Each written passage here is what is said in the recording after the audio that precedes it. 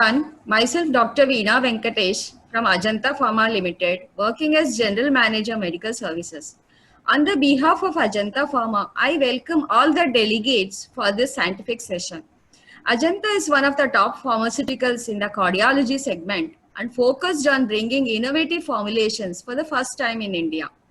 Today's topic would be evidence-based diagnosis and management of heart failure 2019, appropriate use criteria. To conduct this session, we have a team of eminent cardiologists. I'm privileged to introduce them to the audience. The moderators are Dr. C. Narasimhan. He is MD, DM, consultant cardiologist and electrophysiologist, HOD of Electrophysiology Department at CARE Hospital, Hyderabad. He is President of Indian Society of Electrophysiology. And we have Dr. Jagadish Chandra Mohan. He is MD, DM, Fellowships, MNA, MS, FASC. He is a head of cardiology, Senior Consultant Cardiologist, Jaipur Golden Hospital, Delhi. The speakers would be Dr. Y.S. Chandrasekhar. Dr. Chandrasekhar is MD, DM, Fellow of American College of Cardiology, Professor of Medicine at the University of Minnesota, USA, and the Editor-in-Chief of Journal of American College of Cardiology, Cardiovascular Imaging. He is the co-chair for the upcoming SCCT 2020 Expert Consensus Document on Coronary Computed Tomographic Angiography. He has been a physician investigator for over 20 years and published several papers in Lancet, NEJM, Circulation, and JACC. And other speakers we have with us is Dr. Soumitra Kumar. He is MD, DM, fellowships like FCSI, FACC, FESC. Past Honorary Secretary of CSI, West Bengal, President, Indian Academy of Electrophysiology, President, West Bengal Academy of Electrocardiography. He has over 130 publications to his credit in national and international journals. He's the editor of a textbook in cardiology, Current Trends in Cardiology. With this brief introduction, I would like to hand over the session to Dr. C. Narasimhan to take over the proceedings. And a request for the delegates, please put your questions in the chat box and it will be addressed after the sessions are over. Thank you. Thank you, Dr. Ma'am.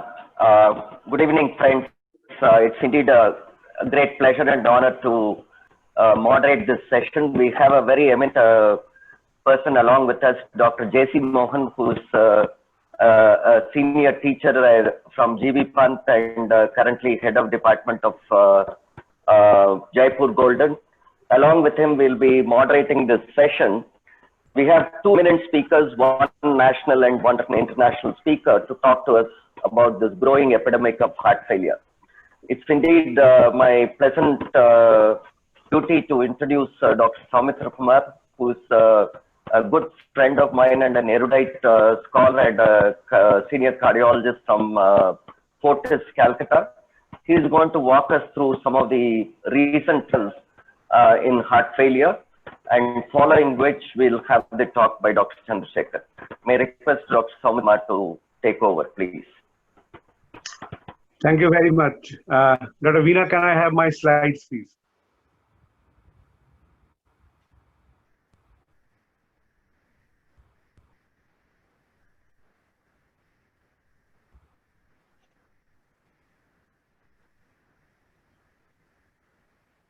Yeah, full screen. So, good evening, my distinguished faculty, co-faculty members, esteemed members of the audience, ladies and gentlemen. So, my topic for today is recent heart failure trials and beyond. Next, please. Next slide, please. Why I chose to start with this trial, although this trial came up, previous one. Go back. Why I chose to start with this PROOF heart failure trial, which was published actually in September 2019, is because after the commendable clinical benefits that were demonstrated by the Paradigm heart failure trial, we as clinicians have been reaping huge benefits out of the use of ARNI on our patients. So it should be of interest to everybody what happens to the cardiac structure and function with the usage of these molecules in patients with HFrEF. Next slide, please. So in terms of ejection fraction, as we start from the baseline up to 6 months and 12 months, there is about 13% increase seen in 25% of the patients at the end of 12 months. And in terms of LV end-diastolic volume index and end-systolic volume index also, there is a regression that we see over the 12-month period. Next slide, please. And the same thing happens with regard to left atrial volume index also. And the E by E prime ratio, which is a marker of the LV end-diastolic pressure and the state of congestion, also improves over the 12-month period with use of ARNI as shown in this trial. Next slide, please. Now, this trial had about 400 plus patients, and then they were divided into 3 groups. I mean, ultimately there were 3 groups. About 65% of the patients received the full dosage of ARNI, that is 200, and then about 20% received 100, and remaining 15% received 50. So even the reduction in terms of NT-proBNP that was seen in this trial was seen in the first few months of starting this medicine, and even with the patients who received the smallest dose. Now, why this happened, we have all understood from the changes in cardiac structure and function that takes place with these molecules. And mind you, these patients included were mostly newly diagnosed heart failure, as well as ACE inhibitor and ARB-naive patients. So analysis examines impact of sacubitril valsartan on quality of life, symptoms, and a broad range of mechanistic biomarkers that are underway. So we are going to derive more information out of this trial in the course of, some future months. Next, please. So why I presented this, because this PROVE heart failure, along with certain other recent papers, have given us this opportunity of discovering this new entity of heart failure with recovered ejection fraction. The results of D.S. Villanueva et al., who again studied the effect of ARNI on the improvement of LV ejection fraction, and they also concluded that there is approximately 14% plus minus improvement that is seen with ARNI in a significant number of patients. And very importantly, these patients were not seen to carry an ICD or a CRT device. So these findings of not carrying an ICD device were actually replicated by another registry known as CardioCos CHOP registry by Agra Bermezzo et al., who also reported that this was not an ARNI specific trial. They had used beta blockers in the highest dosage and any kind of RAS blockers, and still they found that there was a significant improvement in LV ejection fraction, mainly in patients who did not have a ICD. So nowadays, LVEF may be considered to be a guiding element for therapy optimization and follow-up in the same way that was proposed for natriuretic peptides. Given that heart failure with recovered fraction is a better prognostic entity compared to HFrEF and also to HFpEF, and that the benefits of sacubitril valsartan are observed in the first months of treatment, it should be stated early in all. It should be started early in all patients with reduced LVEF in order to improve the prognosis as soon as possible. And mind you, so if you want to reap benefits in terms of ejection fraction, you should choose younger patients, preferably start early. And it was also shown that patients with non-ischemic cardiomyopathy have greater benefits compared to ischemic cardiomyopathy. Next slide, please. Now, let us have a look at some of the heart failure trials that were presented in recent virtual ACC 2020. And I will start with this very important, another very astounding group of molecules or magic molecules in heart failure that have emerged, the SGLT2 inhibitors, and several trials, one trial with dapagliflozin, DAPA heart failure updates were presented in ACC 2020. Next slide, please. So these are some of the subgroup analysis of DAPA heart failure trials. The first one is with regard to the various subgroups of NT-proBNP, starting with levels less than 850 and going up to the level of more than 2,500. It is important to establish whether new treatments are effective across the range of baseline NT-proBNP. Next slide, please. And as you can see, cutting across all the levels of NT-proBNP, there was a benefit in favor of dapagliflozin compared to placebo. And to our pleasant surprise, the greatest benefit was in the group which had the lowest level of NT-proBNP. Next slide, please. And then we are looking at the various levels of blood pressure, starting from less than 110 and going up to systolic blood pressure more than 130. This is important because low blood pressure has been equated with poor prognosis, and also SGLT2 as a group lowers blood pressure. So let's see what happens across the various blood pressure groups. Next slide, please. So again, with the initial 2.5 millimeter mercury reduction in SBP, there was no significant lowering of blood pressure with dapagliflozin. It was fairly well tolerated. And if you look at the hazard ratio, you can see that across all blood pressure ranges, the hazard ratio was in the safe range. So the results were pretty consistent across the range of various baseline systolic blood pressure that were studied. Next, please. Now we are looking at the various body mass index categories. This is important because there is something known as obesity paradox. Obesity has been proposed to reduce the risk of death in patients with established heart failure. So we studied in DAPA heart failure, they studied the BMI less than 25 and then went up to various groups, even up to BMI more than 35. Let us see what happened. Next, please. So there was this initial J-curve response, the effect of BMI on risk of heart failure hospitalization and CV death in patients with established heart failure shows a J-shaped relationship which is less apparent when adjusted for clinical variables and NT-proBNP. But if you look at again the hazard index, hazard ratios, it was fairly consistent and in the safe zone. Next, please. Now we are after Arni, we discussed SGLT2 inhibitors. Now let us take a look at another emerging kid on the block. I believe it is also going to be a very useful molecule to us, vericiguat, and the Victoria trial was presented in virtual ACC 2020. Next slide, please. So vericiguat, as you know, is a soluble guanidate cyclase stimulator. Now more than 5,000 patients included in Victoria trial, NYHA class 2 to 4, EF less than 45%, receiving guideline-directed medical therapy with elevated NT-proBNP, and the dose was up-titrated from 2.5 to 10, follow-up period 12 months. Next slide, please. And these were the characteristics, quite a sick group of patients because average EF was less than 30%. And you can see most of the patients were in NYHA class 2 and 3.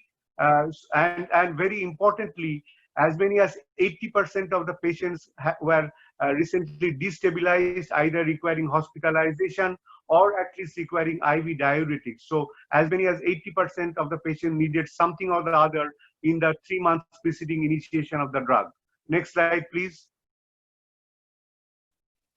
And these were the results in terms of the primary composite endpoint of heart failure hospitalization and CV death. There was a significant benefit in favor of vericiguat. And next slide, please.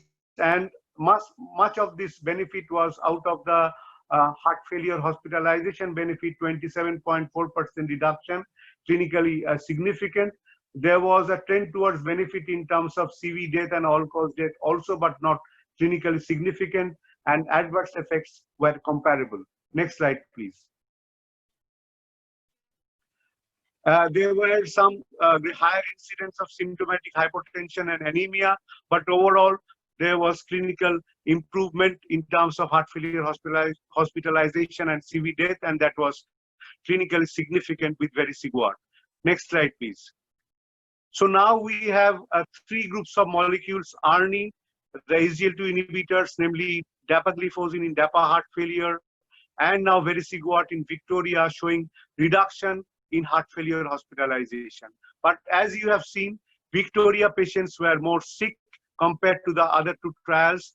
They had more patients in NYHA class 3 or 4, higher levels of NT-proBNP. So these differences probably account for 33.6% annualized rate of primary composite outcome in the vericiguat group in our trial. But nevertheless, with the reduction in heart failure hospitalization and CV death, as I have shown you, the annualized reduction was still there. Next slide, please. So here is a, side-by-side comparison of all the three molecules and the kind of reduction in terms of the composite endpoints and individual endpoints. The amplitude of benefit is less with vericiguat as understood from the more serious kind of patients in this trial. But nevertheless, we can have additive benefits, I suppose, with the use of this molecule on top of SGLT2 inhibitors and ARNI. Next, please. Now we are looking at a totally different group of molecules, the inotropes and omecamtiv mecarbil, which is a selective cardiac myosin activator, which has been recently studied in the COSMIC heart failure trial. Prior to this, we had a trial of this molecule in the intravenous form in the acute heart failure patients, the atomic AHF study, which was a neutral study because the primary endpoint of dyspnea was not improved, but there was improvement in some systolic heart LV function parameters. In COSMIC heart failure, there was significant improvement in LV systolic function parameters, but I presented this slide to show that there was at the same time significant improvements in several parameters of RV function together with measures of ventriculo-arterial coupling in the form of RV pulmonary arterial coupling. And there were various parameters that were studied. And this is a very important trial, the COSMIC heart failure RV function subgroup particularly, because RV dysfunction is an Achilles heel for us clinicians, because we can do so many things for the LV, but we are comparatively very helpless when it comes to improvement of RV dysfunction. So this is a very welcome news to all of us. Next slide, please. Now, I'm going to talk to you about a very special subgroup of patients which has not been discussed in the various meetings that we have had, the heart failure with mid-range ejection fraction. We really do not know what it is, whether it is a downgraded HFrEF or it is an upgraded HFpEF. But nevertheless, this has emerged to be a more important group to us clinicians now because of some recent revelations. Next slide, please. So we have understood that HFpEF is a heterogeneous collection of conditions. It is not a uniform group. So there are distinct phenotypes and each one has to be addressed separately. Next slide, please. Now, in this relook at Paragon heart failure trial that was done in ACC 2020, we have seen that there was overall this was a neutral trial. We did not have any benefit, but in the female subgroup, there was a significant improvement in clinical events compared to the male subgroup. So there was important benefit out of use of ARNI in HFpEF patients, even in this Paragon heart failure trial. Next, please. And in terms of NT-proBNP, there was overall 19% reduction in favor of ARNI, and this was seen more in patients with atrial fibrillation, but it showed a weaker association with obesity. Next slide, please. And it was seen that when ARNI was started early, within 30 days of the index hospitalization for HFpEF, there was a significant absolute 6.4% reduction in CV death or hospitalization for heart failure. And this benefit kind of, reduced as we made this delay in initiating ARNI in this subgroup of patients. So when we start early after the index hospitalization, we can have significant benefit out of use of ARNI even in HFpEF patients. Next, please. So overall, we have learned so many things from this apparently failed trial. We have seen it is useful in women. We have seen there is a less decline in renal function. If we start it early, there is benefit. And patients with the lower range of EF, even in this HFpEF group, probably between 40 to 50%, the mid-range fraction, there can be still benefit with use of sacubitril valsartan. Next slide, please. So we need to take a relook at ejection fraction, and I'm sure Dr. Chandra is going to, tell us more about this, because this is an observer-dependent parameter. As far as mid-range ejection fraction, we do not know whether the EF has come down or it has really improved. What is the etiology? And frankly speaking, EF is not enough. We have to add several newer parameters like GLS and dyssynchrony to give us more information about the systolic function of the patient in question. And we know that heart failure with mid-range ejection fraction can have some attributes of HFpEF, especially in older patients, female patients, patients with AF and so on. And younger patients with CAD, diabetes, valvular heart disease can have some features which are in common with HFrEF. So we have to identify the phenotypes. Next, please.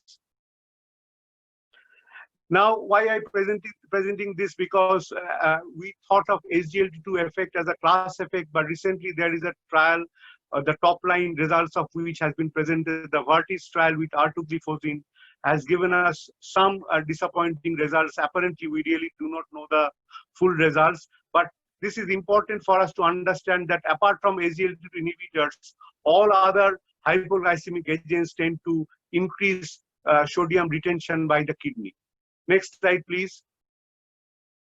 And if you take a close look at VERTIS CV, this was a secondary prevention trial. Many patients had revascularization.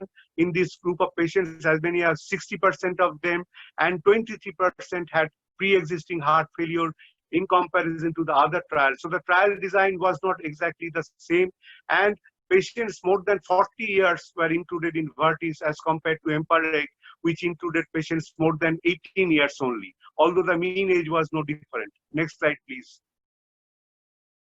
As I told you, and very importantly, among the heart failure patients, as many as 80% had HFpEF, and as we have learned from DECLARE TIMI, SGLT2 inhibitors may not work that well in HFpEF patient as it does in HFrEF patients. Next, please. And about 40% plus patients were receiving sulfonylureas and insulin in patients in this VERTIS trial. So there was a sodium retention because of this usage of these molecules. Next slide, please. So these results do not, come as much surprise that there were apparently not much benefit in terms of this primary composite endpoint, but still the trial investigators concluded that although not a pre-specified outcome, a reduction in hospitalization for heart failure was still observed in the artugliflozin treatment arm. So let us wait for the virtual ADA conference coming up middle of this month to look at the entire result publication. Next slide, please. Next. But otherwise, artugliflozin works as good or as other SGLT2 inhibitors. Next slide, please. Just press once more. So we know that it protects the kidneys like others. Next, please. It reduces blood pressure. It reduces HbA1c. It reduces body weight. So in every regard, it is the same. So we really do not have any reasons to believe that these benefits are not a class effect of SGLT2 inhibitors. So we can all remain hopeful with whatever SGLT2 inhibitors probably we are using. Next slide, please. Next. So now this is, please go back one slide. This is my introductory slide for Dr. Chandra, because he is going to talk about imaging in heart failure, the appropriate use criteria. You see, we should move on from our days of 2D echo, although that remains our regular usage modality, but there are various additional information that we can now derive from 3D echo, strain imaging, CMR, nuclear imaging, and computed tomography. Dr. Chandra, I'm sure, is going to highlight more about this. Next, please. Now, a quick look at the diuretics, because we as clinicians tend to believe that we know everything about this, what is there to know. So But if you read this very recent article in JACC, you will realize that there are many things we do not know. Next slide, please. Like diuretic resistance, why does it occur? What to do when there is diuretic resistance? This is very amply described in this article. The various mechanisms of diuretic resistance, the levels where they occur, and what should be done. Next slide, please. And there is this beautiful algorithm about how to go about usage of diuretics. Our general approach has been to base it on the urine output, but this algorithm tells you to base it on the urine sodium excretion rate by studying a spot sodium and how to titrate the diuretics thereafter. And this paper also highlights the usage of other diuretics in addition to loop diuretics, like the thiazide diuretics, metolazone, the acetazolamide, even amiloride, and the diuretic dose of spironolactone or eplerenone. So this is a wonderful article. I will request that members of audience to go through this article for a more detailed discussion, detailed knowledge about usage of diuretics. Next slide, please. These are the ongoing trials. Time will simply not permit me to go into the details. The list is huge. Just go on pressing Dr. Veena. There are 4 slides. It is covering almost the entire spectrum. Next. And this does not cover the newer devices. I have placed a separate slide. We have several promising devices that are coming up. There are devices that prevent adverse remodeling. The one on the left corner shows the percutaneous device. The one on the extreme right corner bottom shows the surgical device. Then there is this Barostim Neo system recently approved by the FDA for neuromodulation of heart failure in patients of LVF less than 35% who are not candidates for CRT. We have interatrial shunt devices, and we of course have the MITRA clip. As you know, the COAP trial was a favorable trial compared to the MITRA FR, which was a neutral trial. So we have definitely something to benefit in patients of moderate to severe AR and severe LV dysfunction with use of MITRA clip. And there are ongoing trials with regard to each of these devices as well. Next, please. So these are some of the predictions Dr. Milton Packer made in European Heart Journal 2018.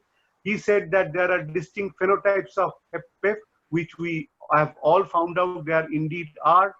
He says that the new wave of pharmacological agents are going to wane off, but given the huge list of ongoing trials, it doesn't appear to be so as of yet. He says that the drug development will cease. Again, I'll comment that this is not, on the anvil as of now. There are significant molecules that are emerging. I have highlighted at least 2 of them, vericiguat and omecamtiv. We are very hopeful. 4th point is very true that heart failure burden is so much that all cases may not be managed by specialist cardiologists. We need help from physicians. We need help from specialist nurses and physician assistants. And the last point he says is cell and gene-based treatments will fail.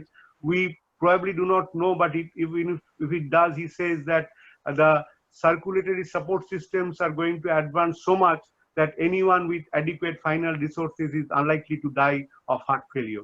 Next, please.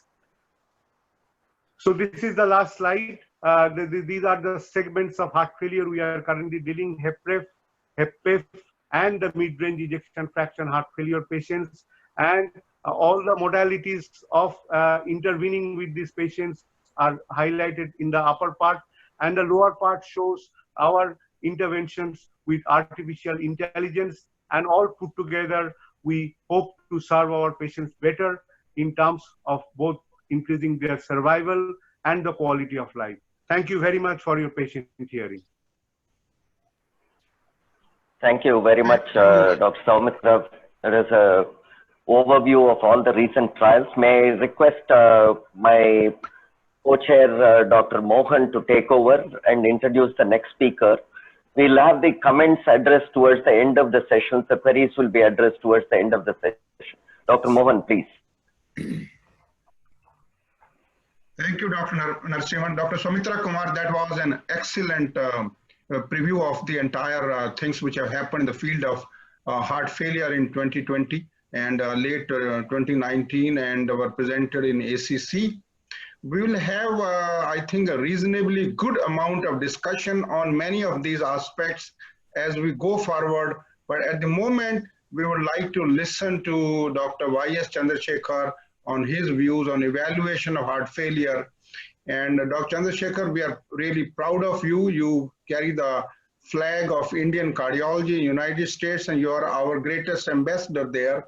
And hopefully, the attendees would benefit from your erudite presentation. Dr. Chandrasekhar, please. Thank you, Dr. Mohan. That was extremely kind. Let me share my screen.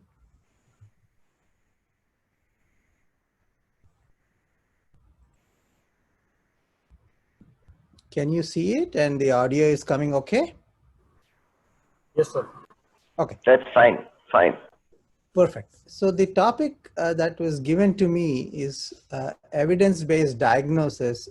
Dr. Kumar already touched on the management part. So, but how do we get to the management part? First, we need to make a good diagnosis and find out what is causing the heart failure. And so I'll take you in the next 20 minutes through some of the technologies that are available, and I'll base it on the 2019 appropriate use criteria that were published by the American College of Cardiology. This is the kind of conceptual format that I often keep in mind and tell my fellows to think about. So when you have a heart failure patient, you're looking whether he has heart failure with reduced ejection fraction, heart failure with preserved ejection fraction, and now there is an extra complication of heart failure with mid-range ejection fraction, which Dr. Kumar covered beautifully. Once we make a diagnosis of that, the next question is, what is the etiology? And the first major branching point is it ischemic cardiomyopathy or is it dilated cardiomyopathy? This seems very simple. You just do an angiogram, you'll get the answer, what's the problem? But in practice, it is not so simple. And as we start doing more and more advanced imaging, you will find this confusion to get much more serious, and I'll show you some data. Once we make the determination whether it's ischemic or dilated cardiomyopathy, then the question is, on the ischemic cardiomyopathy side, you want to know whether there is still ischemia. You want to know how do you optimize therapy and that your therapy is working. Are there any markers, biomarkers for aggressive secondary prevention? And finally, is there a role of viability if you are going for revascularization? On the dilated cardiomyopathy side, it's even more complicated. You have dozens of different causes of dilated cardiomyopathy. And if you look carefully, some of these causes have good treatments and some don't have that much of a good treatment. For example, non-compaction, you just have heart failure therapy. However, if it is amyloid or Fabry or myocarditis, you may have very specific therapies. And so it becomes very important to be able to diagnose and tease out all these conditions carefully. And if you miss these diagnoses, sometimes the patients may not do well, and that's a pretty dreadful consequence. Then you go down and have to answer whether revascularization is indicated, whether you want to put ICD or CRT, and then find out who are responders or non-responders, and finally, what is the prognosis. So I think the entire heart failure spectrum can be covered within this little tree. And as I will show you, advanced imaging plays a big role in identifying and triaging patients through this paradigm. All of us see patients like this, right? They come with heart failure, they have multiple reasons for heart failure. And then we have to go and find out what is causing the heart failure and what should we do next. So for example, in this particular patient, after the usual labs are done, we are often faced with this branching point, what should be the next test? Should it be echo? Should it be echo with LV strain? Start with 3D echo? Start with echo and then go to some of these advanced imaging modalities. Let's see what the panel feels. Dr. Mohan, Dr. Narasimhan, Dr. Kumar, after echo, what is your next test that you often use? So the next test which I often use is CMR. Essentially, I feel that because of the diagnostic and prognostic and therapeutic information it gives over and above echo, and that we have now a large amount of experience with this entity compared to others after echo, I would use CMR as my second choice in most of the non-ischemic cardiomyopathy and some select group of ischemic heart failure. Okay, Dr. Narasimhan or Dr. Kumar? Yeah, I agree. We tend to take up CMR after the echo. I fully agree, and we'll have the same algorithm as Dr. Mohan had mentioned. Even I do, yeah. I agree with CMR following echo. But I would do a echo with LV strain since it shows with a separate choice. So I would do a complete echo study. It can even combine 3D echo. So after the echo work is over, CMR would be the second choice. Okay, and as cardiology in India is fantastic, and all the three speakers have exactly said what the appropriate use criteria say. So these are the appropriate use criteria from the American College of Cardiology. All the fellows should go and read this. Very important. Tells you if you have a score of 7 to 9, that means it's an appropriate test. If you have 4 to 7, it may be appropriate. And if it is 3 or under, you have to think very carefully before you use that test in any patient.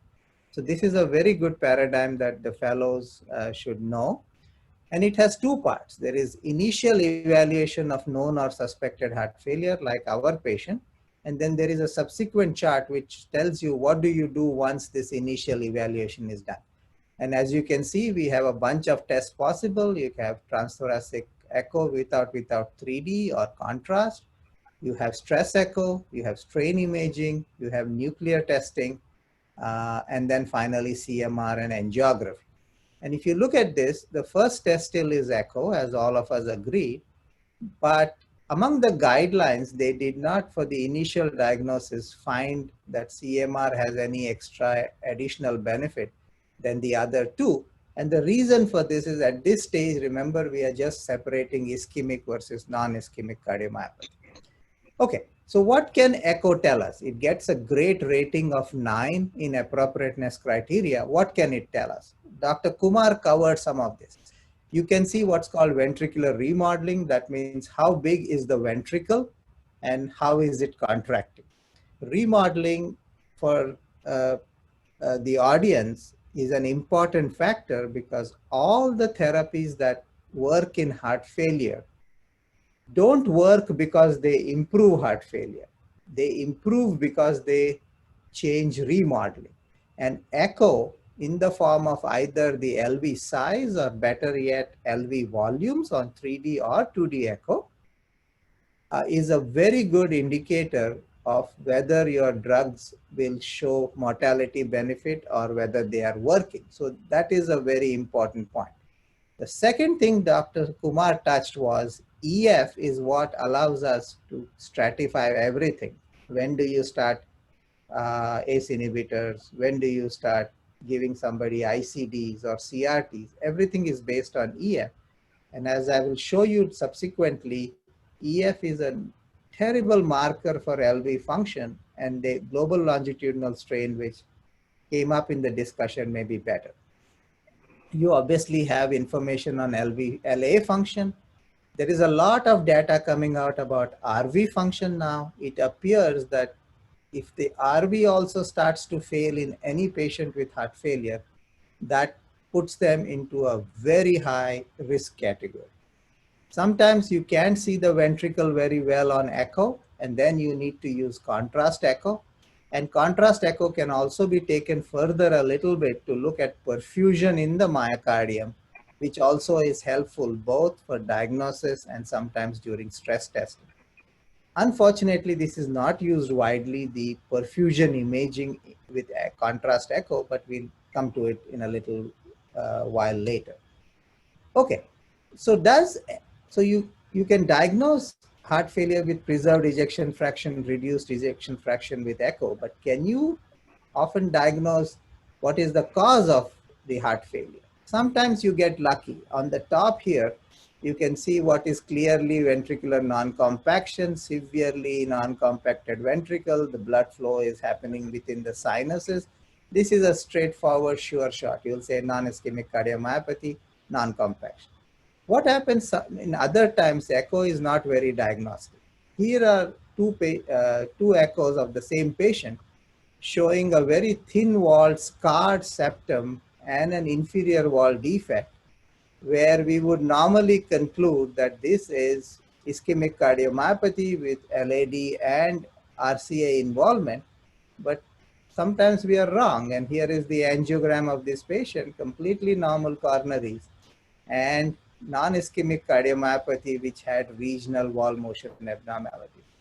So that's why you need a second step, which all of the panelists had said. You need something more to characterize this. And what is that other thing? So in our patient, she has multiple causes for heart failure. There may be CAD involved because she has risk factors. What would be the next study? Let's ask the panelists. Stress echo, strain imaging, angiogram, PET, CMR. Dr. Mohan first. So I think I'm going to go for a coronary angiogram because it will definitely differentiate between ischemic and non-ischemic with certainty. I probably could do this thing with CMR or with PET, but I will probably do an angiogram as a gold standard. Okay. What about you, Dr. Narasimhan? I would like to know what the ECG showed in this patient. If there are preserved voltages, no Q waves, no ST changes. I mean, even if I find something following the Stitch trial and this kind of years, there's not a great enthusiasm to revascularize. The patient has a severe ventricular dysfunction. Got it. It's the presentation of heart failure. Yeah. What about you, Dr. Kumar? Yeah, I will still go with Dr. Mohan because distinguishing between ischemic and non-ischemic cardiomyopathy is important. So angiogram being a very common test, I'll do that first and then go for CMR if it is non-ischemic. Makes sense. Even if it is ischemic for viability, yes. So the thinking is it will help. So here is a stress test, right? Sometimes stress test is an easy thing to start with, and you can see anterior ischemia. That kind of gives you a high probability that this is ischemic heart disease. And so simple tests do help sometime, and stress echo is given a 7 rating in the appropriateness criteria. And it's highly predictive for identifying the cause of the cardiomyopathy. We need an angiogram to decide whether you will revascularize or not. Very often you may not need an angiogram just to diagnose the etiology. Okay, let's go to the next slide. So stress echo sometimes needs contrast, because here is an example of what we often see. Hardly you can see the heart, something is moving there, but when you give contrast, it looks good. But stress echo also sometimes can be a problem. For example, here you can see rest, peak stress. It doesn't contract too badly, and it's tough to call it abnormal, but the angiogram was showing 100% LAD occlusion. But if you look carefully into the myocardial perfusion into the ventricular wall, you will see this is all black, whereas contrast fills into this, suggesting that there is no perfusion here. So even though the contractility wasn't very bad, the perfusion was reduced, suggesting it was a positive stress. The next test that Dr. Kumar was mentioning was GLS, and the guidelines give it a 6 rating, which means you may be done, but not highly rated. What is GLS? GLS cures an issue with ejection fraction, which has plagued us for a long time. Ejection fraction is not a good measure of cardiac contractility. Whereas global longitudinal strain, which is looking at how much the fibers contract in a longitudinal fashion, is a more pure measure of LV function than EF. There are certain patterns of global longitudinal strain that can help us diagnose. For example, this is a classic pattern where you get red means preserved, non-red means less strain. So preserved apical strain, or the cherry on the top, is a very suggestive thing for cardiac amyloid.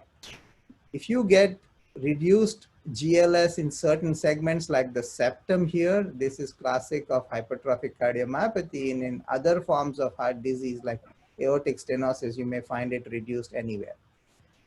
It can be found in, as the heart disease worsens, you can see, so a normal athlete, as he starts getting LVH and then gets severe LVH with some dysfunction, you will see GLS starts falling. Same with hypertension, as the hypertension proceeds to hypertension with LVH and then reduction in EF, the GLS starts falling. And the same thing happens in hypertrophic cardiomyopathy also. So it's an excellent measure of ventricular function. How is GLS done? It's done in 3 views, and you get curves like this. Each of these color curves tell you a different segment, and then ultimately you plot the entire 16, 17 segments into a bullseye, this being the apex, this being the base. A curve which is reduced tells you there is LV dysfunction even if the EF is normal. And if you treat somebody adequately, you can see that the GLS has improved. So this is a very sophisticated measure that I think all of you should start thinking about incorporating into your practice. It looks complicated, too many curves, too many bullseyes, but it's very easy to do once you get the hang of it. And this is something that may come to be the gold standard in future for LV function. And it has prognostic significance. As the GLS comes down, you can find cumulative survival goes down in all the populations that have been studied. So I suppose the next iteration of the appropriateness use criteria will push it up to the appropriate level. What happens with other tests? What about angiography? So here is a patient with the angiogram. You can see that there is some disease in the LAD, some possibly in the RCA, which wasn't visually very appealing, but FFR was positive. So now here is a case where the angiogram is suggestive, but doesn't really tell us it's ischemic or non-ischemic, which brings me to my next question. How good are we at diagnosing DCM versus ICM, even if whether we do angio or not? Here are 4 patients I show often who have global hypokinesia, wall motion defect in the apex, wall motion defect in the LAD territory thinning, no regional wall motion dysfunction, global hypokinesia, no thinning, and again, something like an LAD defect. And when I ask people, some people would say, this is ischemic cardiomyopathy, this is dilated cardiomyopathy, this is restrictive cardiomyopathy, and the last probably is ischemic. But CMR is showing us something that we didn't know before, and that is we can often have coronary artery disease that's not causing heart failure, and you can have heart failure that doesn't have coronary artery disease, but is because of coronary artery disease. And how do we know that? We have a special technique called late gadolinium enhancement, where we make the whole heart black. Normal myocardium will be black like this. Anything that is white is dead tissue. The amount of dead tissue determined by the white tells you whether this patient is ischemic or non-ischemic. If the dead tissue is in the distribution of a coronary artery segment and is subendocardial, that is ischemic. If it is random, it is non-ischemic. So you will see here what we thought was ischemic cardiomyopathy has very little late gadolinium enhancement, suggesting this could be stunning, this could be dilated cardiomyopathy or something else. And what we thought was restrictive cardiomyopathy has extensive LAD infarction, suggesting that this is ischemic cardiomyopathy, even though we did not think it was. So where does the guidelines take us? The guidelines takes us to the next step. What do we do when there is sequential follow-up testing to do? And that is where CMR wins hands down. And so all the panelists were very correct. The next step after this has to be CMR wherever possible. Okay, why is this important? CMR has something which no other test has, and that is the ability to get tissue signatures. Here on the left side are the appropriateness criteria for initial evaluation, excluding CAD, unclear heart failure, sarcoid, amyloid, HCM.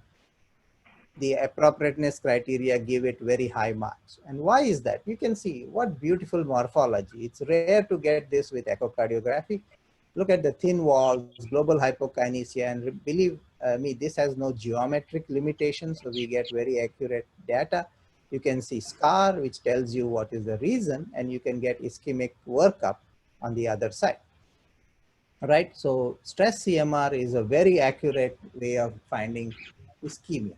And so as Dr. Mohan was saying, angiography helps us give you anatomical information, but it doesn't tell you whether that is causing the heart failure. With CMR, you can get perfusion, you can get tissue, you can get function, you can get morphology. And that is the reason it's starting to become the gold standard for heart failure. Look at what it can provide. Here is a patient with amyloid cardiomyopathy, stiff ventricles, hypertrophy, dilated atria, pericardial effusions, right? And here is ischemic cardiomyopathy in the LAD territory. Look at this, LV non-compaction, beautifully seen. Endomyocardial fibrosis, something we see often in India, not so much in the West. And so there is excellent, excellent information here. In our patient, there were multiple causes, right? So how do we go to the next stage? Let's go and see the angiogram. So patterns of scar substitute for what an angiography would tell you. I'm not saying we won't do angiography, but we'll do angiography only when there is a question that we want to go and revascularize, right? I can give you a lot of information, whether it's ischemic or non-ischemic, just with a non-invasive test like CMR. Here are the examples of different patterns of late gadolinium enhancement. Remember, I said black is normal myocardium, white is abnormal myocardium. Here it is distributed in the anterior wall, suggesting that this is anterior MI. Here the white is distributed everywhere, which is a classic signature of cardiac amyloid.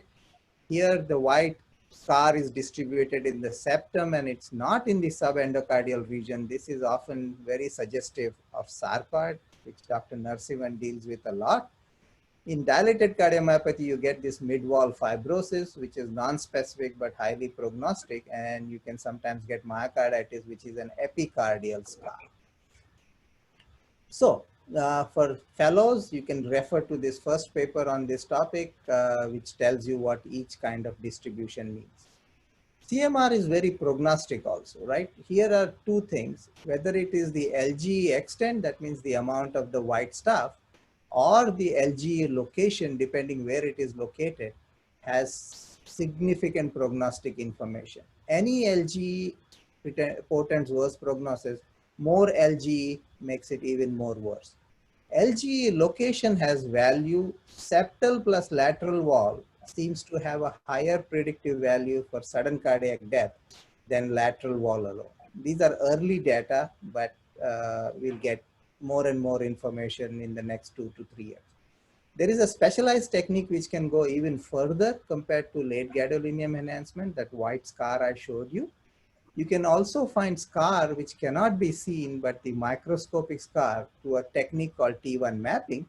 I won't go into the details here. We can talk about it in the question answers, but an abnormal T1 mapping can predict heart failure endpoints as well as death endpoints in pretty much any kinds of heart failure patients. So remember, we had started with this STEM and we said we are going down the pathway. So we talked about optimizing therapy, ventricular remodeling, identifying different categories. Now let's talk about revascularization and ICD-CRT. The biggest question we often have is which patient will benefit from revascularization? And looking at echo or looking at just a dynamic image or even angiograms doesn't tell us.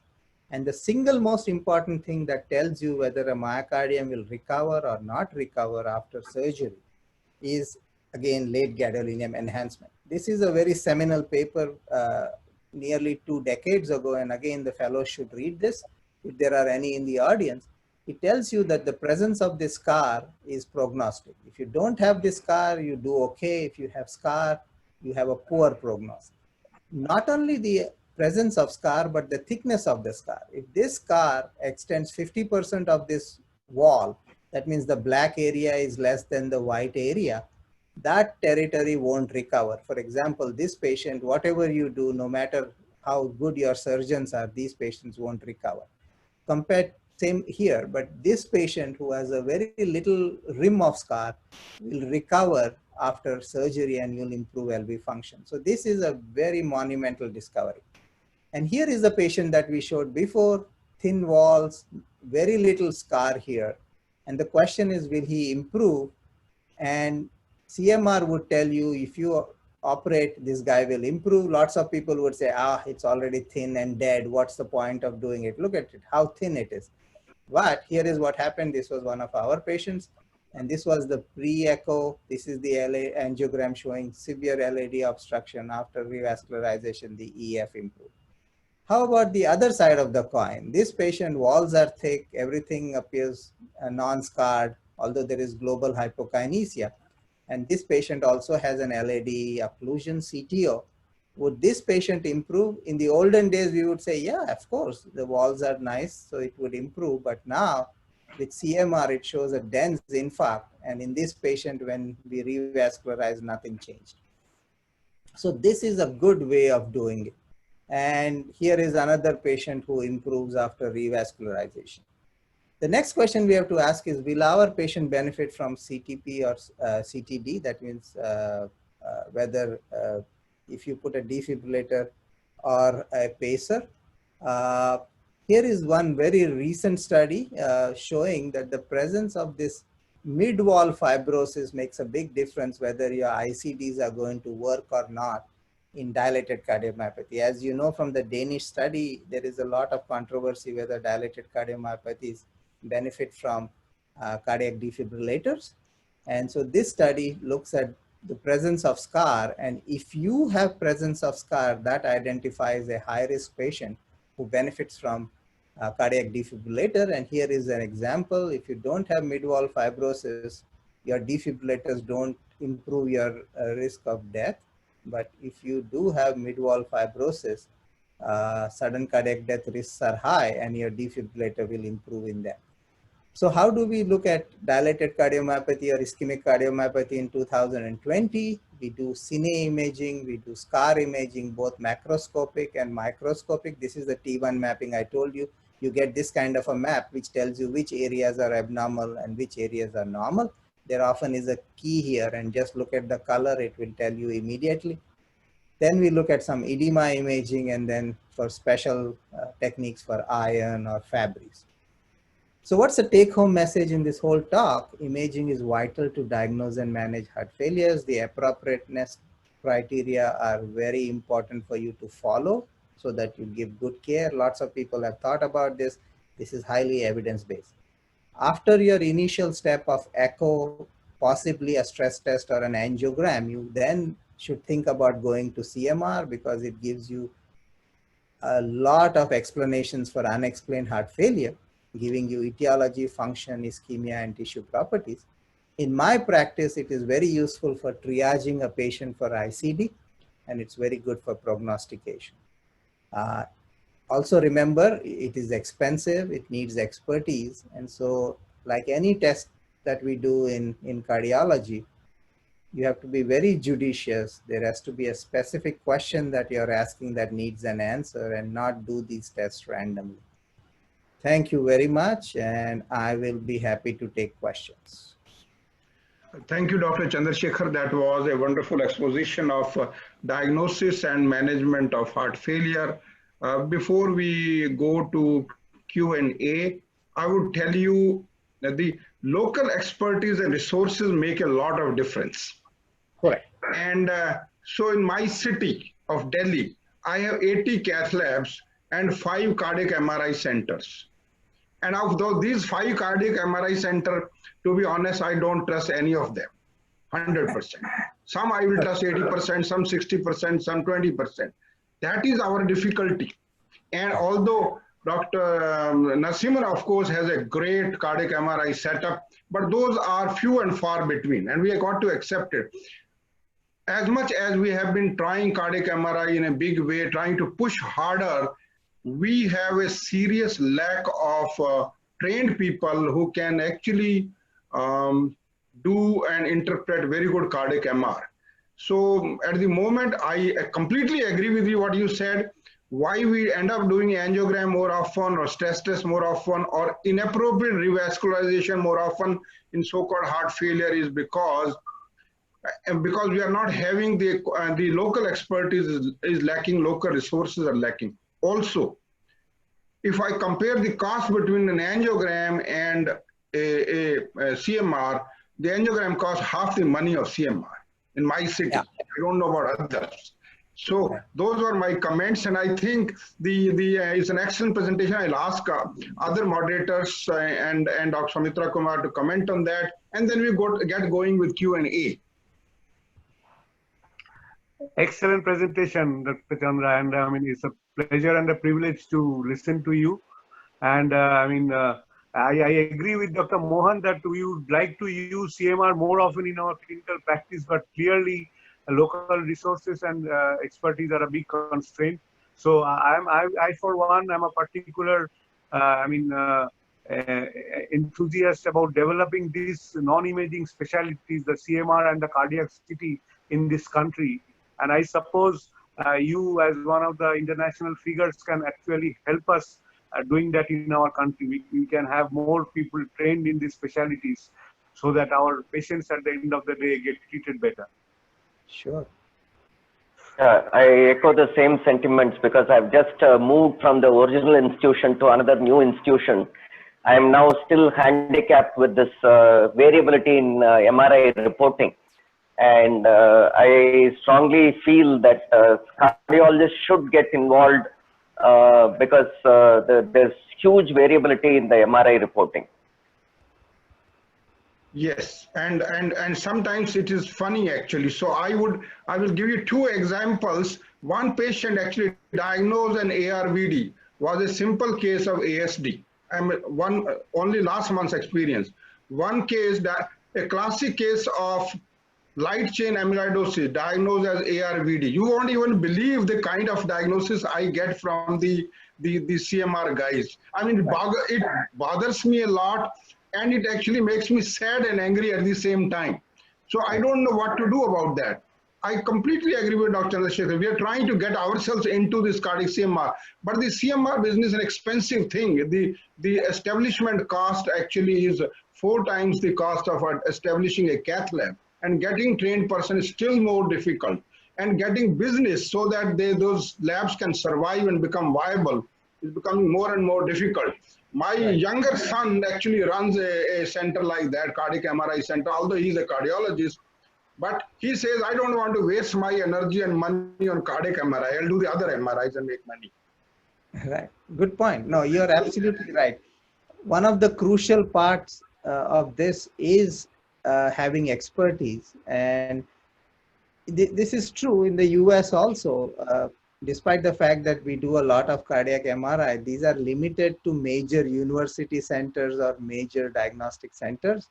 It is a difficult technique to learn, and the startup costs are high. That is very true. But it can be done. Like Europe is far stronger in cardiac MRI than the US because they adopted it very, very early compared to the US. In the US, the universities adopted it early, but the private practice cardiology groups took some time to get there. Now, pretty much every big group has MRI, cardiac MRI, but it took some time to get there. And I'm sure in India, in the next 5 to 10 years, we'll be pretty good at this. Where is Dr. Veena? Where are the questions? Dr. Veena? Hello, sir. Yes. Where are the questions? I see the questions on the chat box. Should I read it out? No, what I'll do I will read it out, and we all can take a crack at one by one. Yes. So let me read it. see the chat box. Yeah. Okay.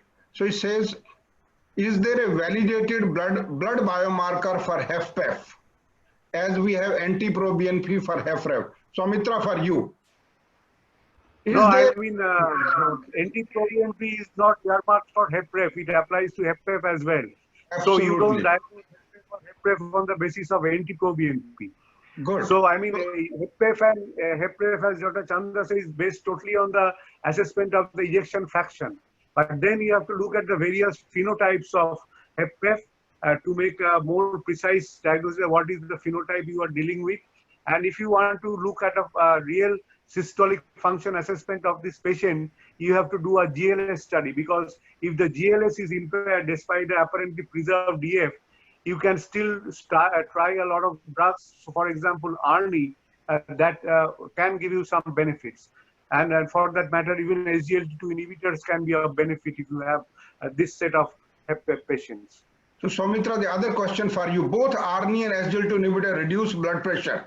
So when should SGLT2 inhibitors be added to management of HFrEF? You see, till as on date, although it is approved for use in not approved really, it has, not approved in this country, but it has shown benefits in non-diabetic patients as well. So as of now, we will restrict our usage in diabetic patients with heart failure only, but ARNI can be used in everyone. So as the PIONEER heart failure trial has shown, after ADHF has stabilized, we should start ARNI before discharge. And the earlier we begin, as the PROVE heart failure and other trials have shown, we can have significant recovery of the ejection fraction. And then if it is a diabetic subject, if there are no, comorbid serious conditions, the kidney function is fine, the patient does not have sepsis and other things, we can also start SGLT2 inhibitors. But as you rightly said, if the blood pressure is, say, less than 110, 195, then we have to go sequentially. My take will be start ARNI first and then add SGLT2 inhibitors. So the issue actually is that the CHEMP-HF, Dr. Javed Batra just again published a part of it in European Heart Journal, and even in USA the ARNI uptake is less than 25%. About maybe 25%. Dr. Chandrasekhar will say for this. Aren't we actually running too fast? Forget about SGLT2 inhibitors being added to ARNI. You have a question of ARNI uptake, and in this country, ARNI uptake actually is quite poor. In fact, it probably in the range of 5%. And so the question is good, but the point is, let us come to that level when we start using ARNI in good number of people. So the question for you, Dr. Soumitra Kumar, again is, what is the treatment of diastolic heart failure, which means HFpEF? That is what the question. What are the treatment options? You see, the symptomatic part is, of course, the use of diuretics when the people come with congestion. That is uniformly applies to all patients of heart failure. Now, if you are talking of disease-modifying drugs, which will ultimately improve the prognosis, that is $1 million issue in HFpEF, because but we are having some hints of benefit, like in the patients of HFpEF with lower range of ejection fraction, as I told you, in Paragon heart failure, especially in females, we can use ARNI probably, although it is not still in the guidelines. And then we have seen some benefits with the aldosterone antagonists, in the select subgroup. So I am a believer in that. That group can also give you some benefit. And in the DECLARE TIMI, SGLT2 inhibitor dapagliflozin also reduce heart failure hospitalization, even in HFpEF patients. So if it is a diabetic subject, I will also be inclined to use SGLT2 inhibitors. So there is a question for you. Can BNP be used in place of NT-proBNP, as the test is not available at all places and cost is also more? No, I don't see any reason to use BNP, because BNP testing is very sensitive. It is not a stable entity. So testing is difficult. It is costly. So I think you stick to NT-proBNP. Yeah, but he says BNP is more available compared to NT-proBNP. Is it so? I don't know what part you are heading from, but that is not the case in my part of the country. At least in North, I don't it is know, Dr. true. Mohan, would you like to comment? Yeah, please. I think please. we can use. Yeah, we can For use. diagnosis, you can use. Actually, barring patients who are on ARNI, elsewhere BNP is an excellent tool for diagnosis, for prognosis, for follow-up, and for therapy. The only problem is ARNI increases the level of BNP, Exactly. while it reduces anti-pro-BNP. So that number of people where you are using that is the issue. I think the guy has asked the question for one simple fact that BNP is available as a point of care test along with troponin, D-dimer, and myoglobin, and is very, very cheap in the range of 500, 600, 700 rupees. So maybe this gentleman has that system by this quadral system actually, and he can use it. That's the reason he's asking. Next question is where you place aldosterone antagonists in heart failure. I'm to answer. Well, I mean, in HepRef, it is an indispensable molecule. So you should use it in, almost all patients provided hyperkalemia is not the issue when using in conjunction with ARNI or any RAS blocker.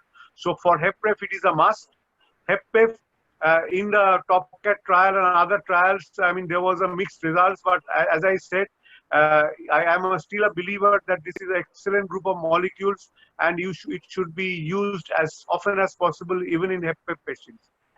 Absolutely, but you know, again, I'll actually look at the CHEMP-HF trial, which part of it just got again published, and it says even in United States the MRA use is just 34%.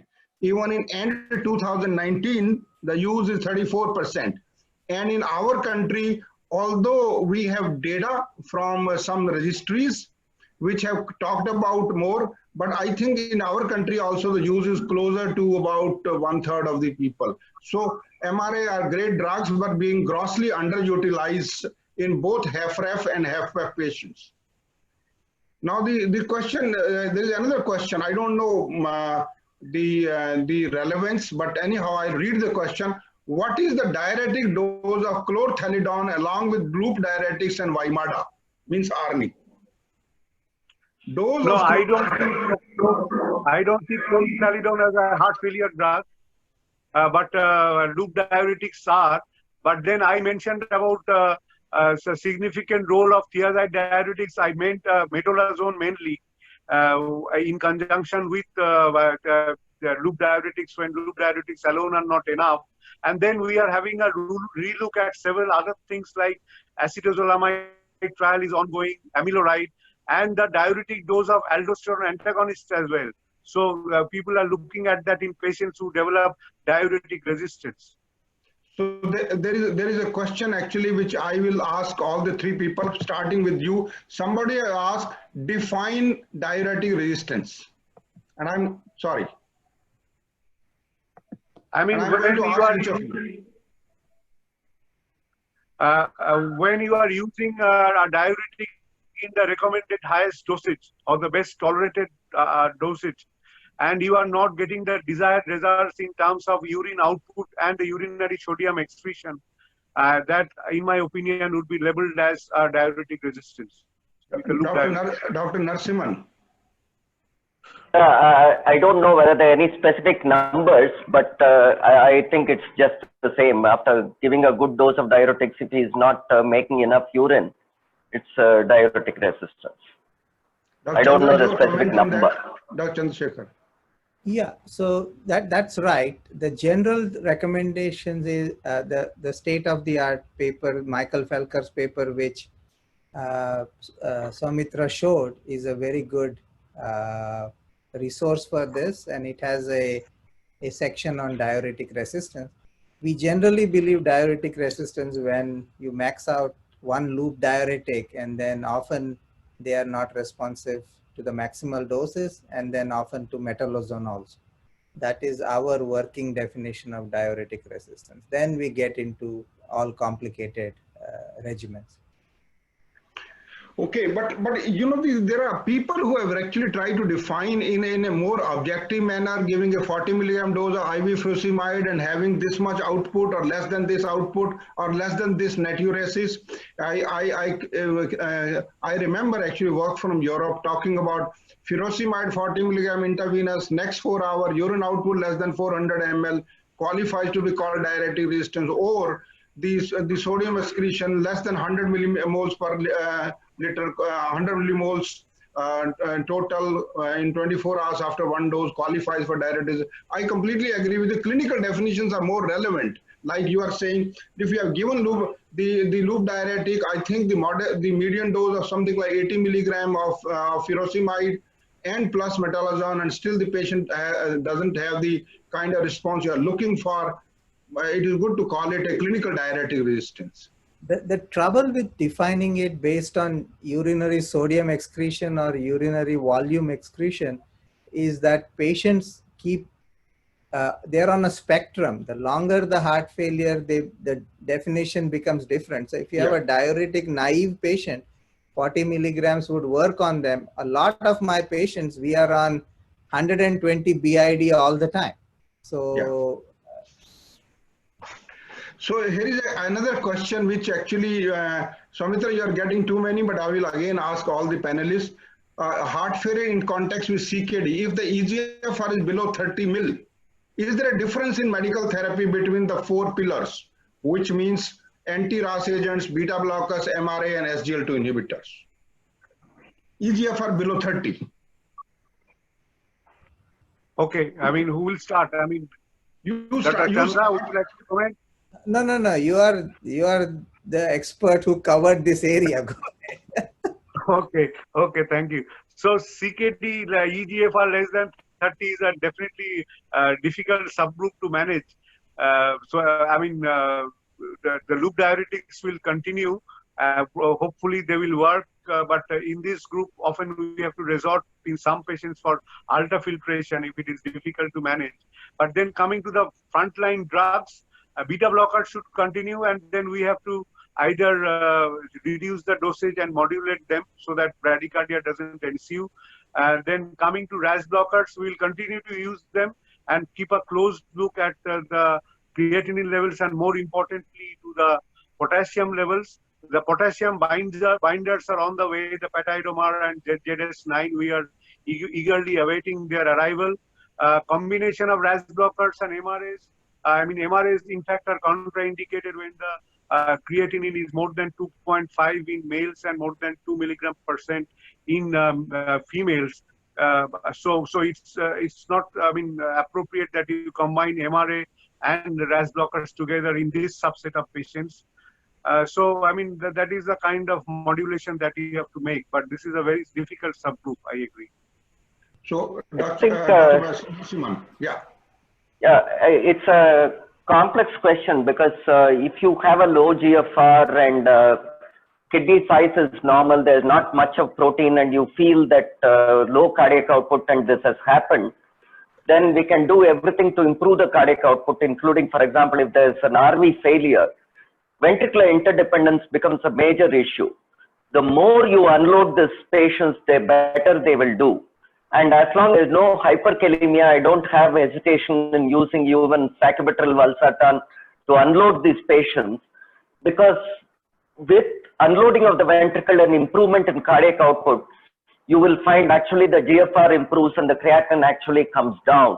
Hemoglobin improves, everything becomes better. The other end of the spectrum is a person with chronic renal, end-stage renal disease who has developed a ventricular dysfunction. That's a different ballgame. So it's not all, you'll have range of patients in between.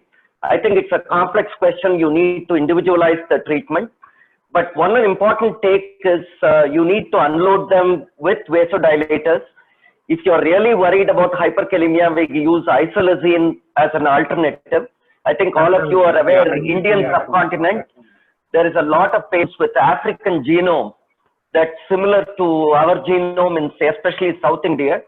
So we have a feeling that's a good alternative. Isolazine is a good alternative. But if potassium is not a problem, creatinine alone shouldn't be a limiting factor for starting on sacubitril valsartan. Dr. Chandrasekhar? Yeah, no, I agree. Remember, in the clinical trials, the only patients who were enrolled were people who were not having severe renal failure or very low GFR. So a lot of this we are extrapolating from other measures.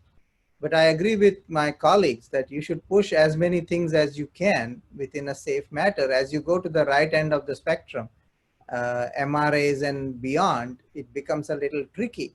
But if you follow up carefully, watch the potassium, watch the blood pressure, you should be able to get in a fair number of people. And as Dr. Narasimhan said, as the heart failure improves, the GFR improves. And over the last 5 years or so, one of the thoughts that's coming up very much is the improvement in GFR is not so much related to increasing cardiac output of the ventricle as much as reducing renal vein pressure. And so if you reduce right heart pressure, those people are diuresing far better and maintaining their renal function better. And so if you have a combination of nitrates, diuretics, and get the right heart pressure down, they turn around reasonably well. So I just want to make one comment that even people with stage 3 and 4 CKD, there are 10 to 15% patients who have secondary hyperaldosteronism, and they have actually persistent hypokalemia. These are ideal people to be given mineralocorticoid receptor antagonist. The second point I want to make it that for some unspecified reasons, diabetics in this country show an excess of type 4 renal tubular acidosis. They are very prone to get hyperkalemia. And this actually number is much less in the Western world, but surprisingly, at least in North India where I practice, type 4 renal tubular acidosis in diabetics is common and usually manifests with the first dose of ARNI or ACE inhibitors. So these are the two precautions I would like to say before MRI are used, especially in people who have an EGFR below 30. Yeah, fully agree. I mean, that type 4 RTA is a problem in our part of the country as well, in diabetics. So for Dr. Chandrasekhar, the question is, echo is not diagnostic. What will be the next step for diagnosis? I don't know, what does it mean? You already answered that question very nicely. So if echo is not, echo is good to make the initial diagnosis, understand the morphology, get a overall picture of what's going on. And then depending upon the question that you ask, then you choose the test. If somebody is having angina along with heart failure, you go in a stress test direction. If it is a patient without angina, then you go in the direction of another structural imaging, maybe MRI. Again, it comes back to what Dr. Mohan was saying. You go with the test that can be done best in your institution. There is no point in spending thousands of rupees and sending them to get a test where there is no expertise. So you're wasting resources unnecessarily. So, Dr. Chandrasekhar, I think this question you could take first. What is the role of LVAD in HFrEF? Because you have a dedicated heart failure center. Right. So LVADs have very, very rigid guidelines in the US when a LVAD is approved. We do a lot of LVADs. My center is one of the biggest LVAD centers in the US. And we are also one of the biggest transplant centers. So we do a lot of those, but there are very strict criteria. You need to, I would ask you to look at what, there are two parts to look at. There is an Intermax criteria, which tells you how sick the patient is, whether he's on inotropes, whether he's dependent, whether he's in the ICU, balloon pump, things like that. So there are levels of acuity which tell you when somebody goes to LVAD. And then there is some requirements of what they have to have undergone before we can get to an LVAD, so that everybody doesn't get an LVAD unnecessarily. Once those categories are fulfilled, then we use LVADs. We use LVADs in two forms. Either we use it as a bridge for transplantation, so that when the heart gets available, we give a heart, or destination therapy. And there are clear criteria for that. And if you look at any of the ACC/AHA guidelines on this, they'll explain to you exactly when to choose it. Two questions, both for you. In fact, does the normal myocardium uptake gadolinium? No, it does. That is the beauty of this technique. Oh, good. So the next question is also for you. It says, how to tackle heart failure in amyloidosis in Indian scenario? I think our panelists would be better experts than me on this. The trouble is amyloidosis doesn't have a good treatment unless you know what the bottom line is. So there are two major kinds of amyloidosis, AL amyloidosis, ATTR amyloidosis. AL amyloidosis is associated with myeloma or myeloma related syndromes. Though those have to be treated for myeloma and end up with bone marrow transplantation or whatever is needed. The ATTR had no treatment till recently, but now there are 2 or 3 treatments that are FDA approved. One of them is called tafamidis, but it costs $225,000 a year. So it's like prohibitively expensive even in the US. And so in the Indian situation, I don't know whether anybody can afford that. I think the question largely came because of, not because of AL amyloidosis, because AL amyloidosis, we still probably have centers which treat amyloidosis. They use all those drugs actually, melphalan, dexamethasone.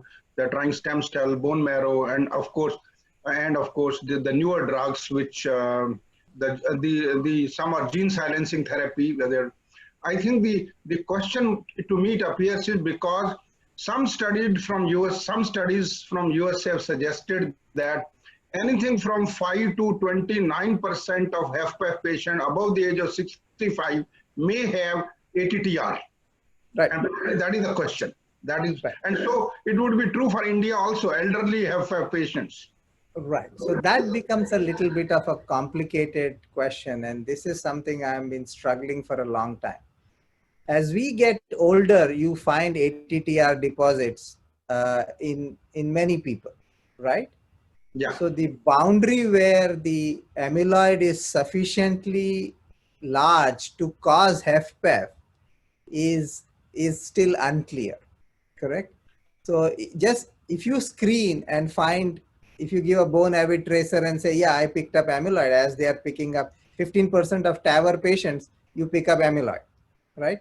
So the question is amyloid causing anything in them? And if it is, at what level of amyloid do I start intervening? There is no data on that. So those areas are very gray. So Dr. Chandrasekhar, exactly this is the question I'm asking. Using CMR, what would be your threshold to say that this amyloid is causing problem to this heart? Yeah, so unfortunately, we can only talk about the extreme ends. When the whole myocardium is full of amyloid, then we can say it is certainly causing a problem.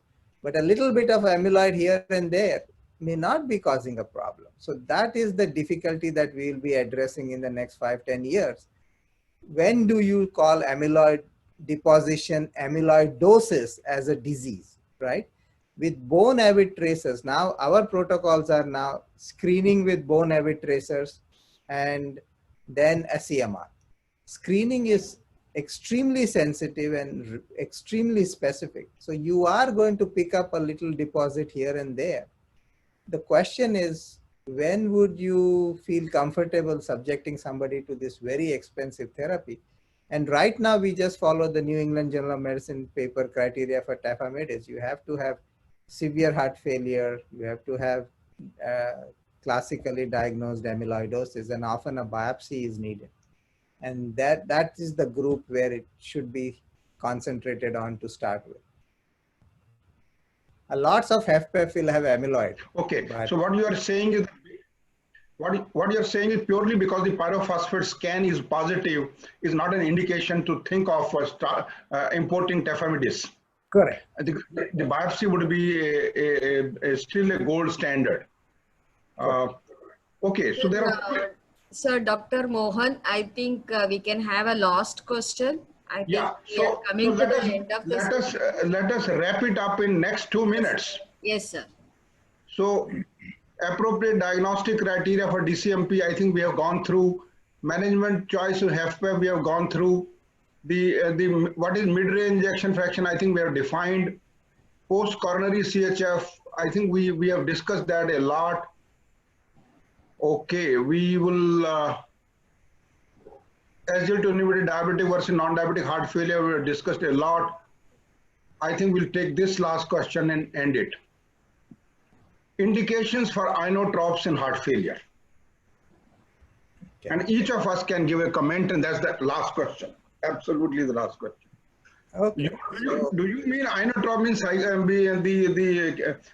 calcitrop also, and including omecamtiv also? Yeah, inotropes have been a sad story in heart failure. It has not improved prognosis in either acute heart failure or chronic heart failure. In acute heart failure, we are often compelled to use it, especially in patients with cardiogenic shock, but that would be my ultimate resort. In chronic heart failure, I would not be inclined to use it. Only there are some positive data emerging out of levosimendan intermittent uses, whether it can improve the quality of life and reduce hospitalization. So levosimendan, I think, is re-emerging and it should be tried. But other than that, I'm looking forward to actually omecamtiv mecarbil, which is showing some positive, especially in terms of improving RV function. So that is a major boost for us. Actually, this is a very big question, but then one could talk of digitalis, one could talk of a lot of other things, but I think we will confine ourselves to these inotropes which are conventionally used. Dr. Chandrasekhar, your comment, and Dr. Narasimhan last. Yeah, so generally these are resistant inpatient heart failure, where either you have severe hypotension, severe pump failure, or worsening creatinine, and all our inotropes are done under a Swan-Ganz monitoring. Dr. Narasimhan sir, your last comment on inotropes and heart failure. Obviously, you're talking a refractory heart failure. Yes. So inotropes should not be used as the treatment for heart failure, but you have a person with class 2, class 3 heart failure during an acute insult. He decompensates and comes you with shock. That's the situation where we would like to, for unloading the ventricle, if his pressures are around 90, peripheral perfusion is normal. Despite the low pressure, you can unload the person and diurese him rather than having because clearly in the long term, it increases mortality. For a short term, just to tide over so that you can introduce a vasodilator, that's a useful strategy at times. You can introduce, push up the pressure and then start them on sacubitril valsartan. Yeah, I agree with you. The only thing is in acute decompensated heart failure, me and my colleagues just published some work in Indian Heart Journal, and we found that inotropes are required in only 11% of all acute decompensated heart failure patients. The use of inotropes has actually gone down significantly, and unless blood pressure really below 100 millimeter of mercury, and there is significant evidence of hypoperfusion, we aren't using it. And intermittent use, I think we have completely given up. We don't use the intermittent levosimendan, or when the patient comes in bad state, give it for a day, send him back. I think we have given up that thing. We have better things to do. With that, thank you very much, and I will pass on to Dr. Veena to say the last words and end the webinar. Yes, it was surely a very much interactive and excellent session. And on the behalf of Ajanta, we would thank Dr. Chandrasekhar and Dr. Soumitra Kumar for their excellent talk, highlighting the diagnosis, management, and imaging techniques in the treatment management of heart failure. And also we would thank Dr. Jagadish Chandra Mohan and Dr. Narasimhan for the excellent moderation of the session, and the way the question answer was taken, it was very well and it was very interactive. Hope our delegates to carry all this home, all the information. And on the behalf of Ajanta, again, we would extend our thanks to all the delegates who were part of the scientific session, and made it interactive by putting a lot of interesting questions. Also, I would like to thank all our HO team, the marketing team, the field force, and the technical team to make this program a success. And I thank one and all. Thank you, sir. Good evening.